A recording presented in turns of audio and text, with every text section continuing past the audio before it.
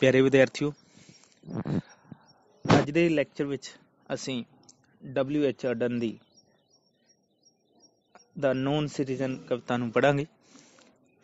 ਇਸ ਕਵਿਤਾ ਦੇ ਵਿੱਚ ਕਵੀ ਸਾਨੂੰ ਦੱਸਦਾ ਹੈ ਕਿ ਇੱਕ ਸਟੇਟ ਆਪਣੇ ਕਮਿਊਨਿਟੀ ਦੇ ਸਾਰੇ ਲੋਕਾਂ ਨੂੰ, ਸਾਰੇ ਸਮਾਜ ਨੂੰ ਕਿਸ ਤਰੀਕੇ ਦੇ ਨਾਲ ਉਹਨਾਂ ਦੀ ਹਰੇਕ ਪਬਲਿਕ ਤੇ ਪ੍ਰਾਈਵੇਟ ਐਕਟੀਵਿਟੀ ਨੂੰ ਕਿਸ ਤਰੀਕੇ ਦੇ ਨਾਲ ਕੰਟਰੋਲ ਕਰਦੀ ਹੈ, ਜਿਸ ਦੇ ਵਿੱਚ ਇੱਕ ਆਮ ਵਿਅਕਤੀ, ਉਸਦੀ ਪਰਸਨਲ ਆਈਡੈਂਟਿਟੀ ਹੈ ਉਹ ਬਿਲਕੁਲ ਖਤਮ ਹੋ ਜਾਂਦੀ ਹੈ ਤੇ ਉਹ ਸਟੇਟ ਦੇ ਦੁਆਰਾ ਚਲਾਇਆ ਜਾਣ ਵਾਲਾ ਇੱਕ ਸਾਧਨ ਮਾਤਰ ਬਣ ਕੇ ਰਹਿ ਜਾਂਦਾ ਹੈ, ਜਿਹੜਾ ਕਿ ਸਟੇਟ ਦੀ ਭਲਾਈ ਦੇ ਲਈ ਸਭ ਕੁਝ ਕਰਦਾ ਹੈ, ਪਰ ਉਹ ਆਪਣੇ ਲਈ ਕੀ ਚਾਹੁੰਦਾ ਹੈ ਇਸ ਬਾਰੇ ਕੋਈ ਵੀ ਕੰਸਰਨਡ ਨਹੀਂ ਹੈ। ਤਾਂ ਅਸੀਂ ਕਵਿਤਾ ਸ਼ੁਰੂ ਕਰਦੇ ਹਾਂ ਜੀ।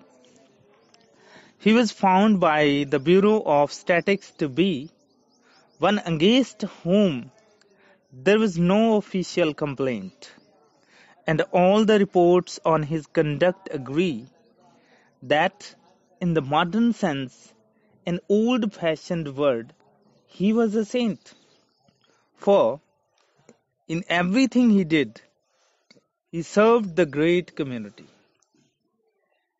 ਕਿ ਸੰਤ ਉਸ ਤਰ੍ਹਾਂ ਦੇ ਵਿਅਕਤੀ ਨੂੰ ਕਿਹਾ ਜਾਂਦਾ ਹੈ ਜੋ ਕਿਸੇ ਨਾਲ ਕੋਈ ਸ਼ਿਕਾਇਤ ਨਹੀਂ ਕਰਦਾ, ਉਸਨੂੰ ਜਿਸ ਤਰ੍ਹਾਂ ਦਾ ਵੀ ਮਿਲਦਾ ਹੈ, ਜਿਸ ਤਰ੍ਹਾਂ ਨਾਲ ਵੀ ਟ੍ਰੀਟਮੈਂਟ ਕੀਤਾ ਜਾਂਦਾ ਹੈ, ਉਸਨੂੰ ਕਿਸੇ ਨਾਲ ਕੋਈ ਸ਼ਿਕਾਇਤ ਨਹੀਂ ਹੁੰਦੀ। ਬਿਲਕੁਲ ਇਸੇ ਤਰ੍ਹਾਂ ਦਾ ਇੱਕ ਆਧੁਨਿਕ ਮਨੁੱਖ ਹੈ ਜਿਹੜਾ, ਉਸ ਦੀ ਹਾਲਤ ਇਹ ਹੋ ਗਈ ਹੈ ਕਿ ਉਹ ਸਟੇਟ ਦੇ ਦੁਆਰਾ ਬਿਲਕੁਲ ਕੰਟਰੋਲ ਕੀਤਾ ਗਿਆ ਤੇ ਉਸਨੂੰ ਕੋਈ ਕੰਪਲੇਨ ਕਰਨ ਦਾ ਅਧਿਕਾਰ ਹੀ ਨਹੀਂ ਹੈ। ਉਹ ਬਿਲਕੁਲ ਸਵੀਕਾਰ ਕਰ ਰਿਹਾ ਹੈ ਸਭ ਕੁਝ ਜੋ ਕਿ ਉਸ ਦੇ ਨਾਲ ਹੋ ਰਿਹਾ। The poet says that the unknown citizen was considered a decent man as there was no official complaint against him. ਇਹਨਾਂ ਲਾਈਨ ਦੇ ਵਿੱਚ ਕਵੀ ਕਹਿੰਦਾ ਹੈ ਕਿ ਅਨਨੋਨ ਸਿਟੀਜ਼ਨ ਜੋ ਹੈ ਉਹ ਇੱਕ ਬਹੁਤ ਹੀ ਸੱਭਿਅਕ ਵਿਅਕਤੀ ਸਮਝਿਆ ਜਾਂਦਾ ਹੈ, ਕਿਉਂਕਿ ਉਸ ਦੇ ਵਿਰੁੱਧ ਕਿਸੇ ਤਰ੍ਹਾਂ ਦੀ ਕੋਈ ਸ਼ਿਕਾਇਤ ਦਰਜ ਨਹੀਂ ਹੈ। He was a modern saint. ਉਹ ਆਧੁਨਿਕ ਸੰਤ ਹੈ। A saint is a person who forgets his self and bears everything patiently. ਕਿ ਸੰਤ ਉਸ ਨੂੰ ਕਿਹਾ ਜਾਂਦਾ ਹੈ ਜੋ ਕਿ ਆਪਣਾ ਵਜੂਦ ਭੁਲਾ ਲੈਂਦਾ ਹੈ ਤੇ ਜੋ ਵੀ ਕੁਝ ਉਸ ਦੇ ਨਾਲ ਉਸ ਨੂੰ ਮਿਲਦਾ ਹੈ ਉਸ ਨੂੰ ਸਵੀਕਾਰ ਕਰ ਲੈਂਦਾ ਹੈ। The poet seemed to suggest that the modern man's self or identity has been completely crushed. ਸ਼ਾਇਦ ਸਾਨੂੰ ਕਵੀ ਇਹ ਸੁਝਾਉਣਾ ਚਾਹੁੰਦਾ ਹੈ ਕਿ ਇਸ ਤਰ੍ਹਾਂ ਦਾ ਜਿਹੜਾ ਆਧੁਨਿਕ ਮਨੁੱਖ ਹੈ ਉਹਦੀ ਇੰਡੀਵਿਜੂਅਲਿਟੀ ਵੀ ਬਿਲਕੁਲ ਖਤਮ ਕਰ ਦਿੱਤੀ ਗਈ ਹੈ। He has become a soulless part of great community. ਉਹ ਇੱਕ ਵੱਡੇ ਸਮਾਜ ਦਾ ਇੱਕ ਹਿੱਸਾ ਬਣ ਕੇ ਰਹਿ ਗਿਆ ਹੈ ਜਿਸ ਦੇ ਵਿੱਚ ਕੋਈ ਆਤਮਾ ਨਹੀਂ ਹੈ। Thus the unknown man described in the poem was a saint.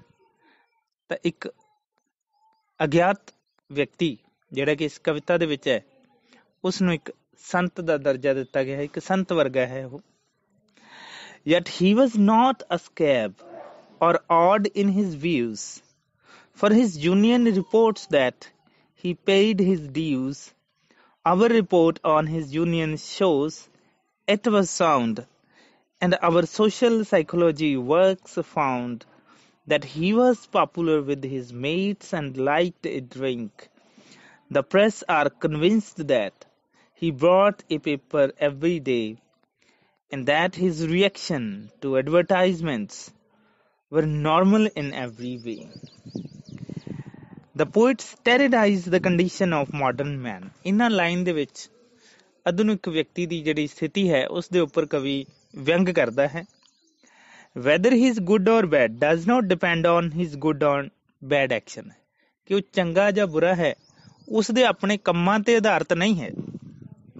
It depends on official reports about him. ਇਹ ਦਫ਼ਤਰੀ ਰਿਪੋਰਟਸ ਜਿਹੜੀਆਂ ਉਹਦੇ ਬਾਰੇ ਹਨ ਉਹ ਡਿਸਾਈਡ ਕਰਨਗੀਆਂ ਕਿ ਉਹ ਚੰਗਾ ਵਿਅਕਤੀ ਹੈ ਜਾਂ ਉਹ ਮਾੜਾ ਵਿਅਕਤੀ ਹੈ। ਉਸਦੀ ਆਪਣੀ ਕੋਈ ਮਰਜ਼ੀ ਨਹੀਂ ਹੈ ਇਸ ਦੇ ਵਿੱਚ। Thus the unknown man described in the poem pleased his boss with his work and loyalty.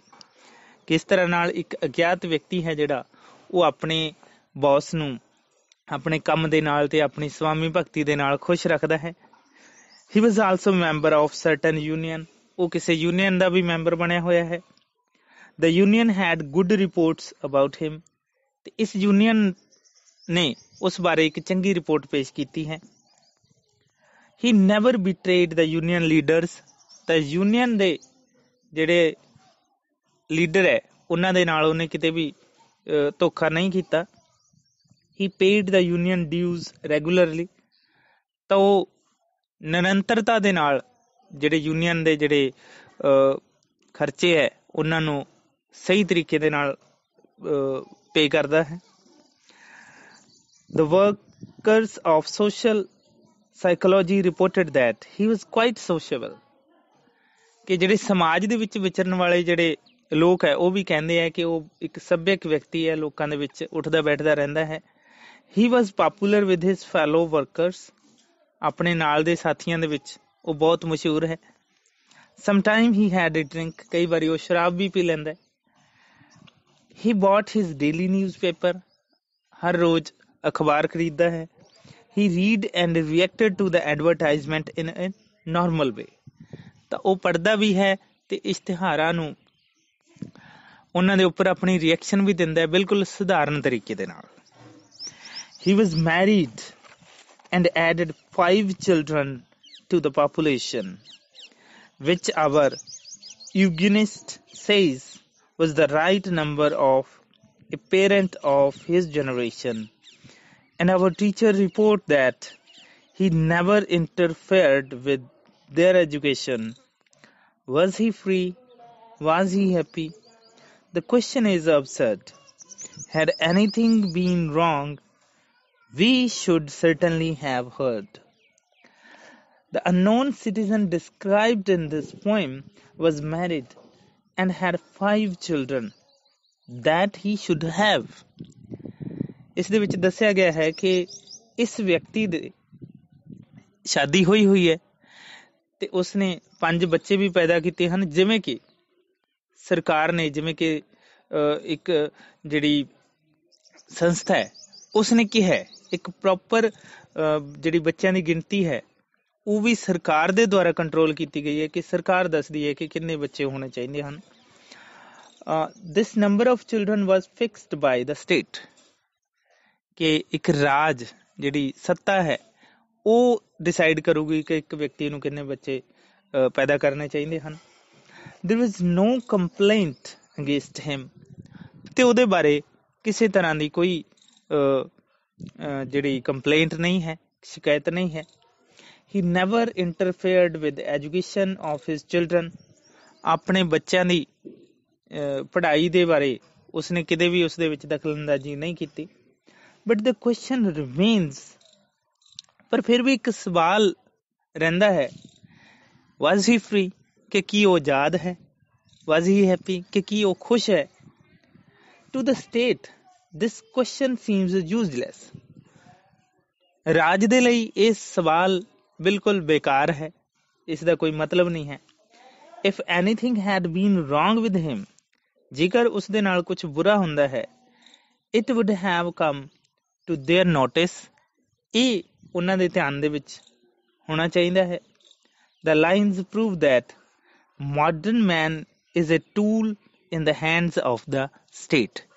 ਇਹਨਾਂ ਲਾਈਨ ਦੇ ਵਿੱਚ ਸਾਨੂੰ ਸਪਸ਼ਟ ਹੋ ਜਾਂਦਾ ਹੈ ਕਿ ਇੱਕ ਆਧੁਨਿਕ ਵਿਅਕਤੀ ਰਾਜ ਦੇ ਹੱਥਾਂ ਦੇ ਵਿੱਚ ਇੱਕ ਸਾਧਨ ਮਾਤਰ ਹੈ. Thank you so much.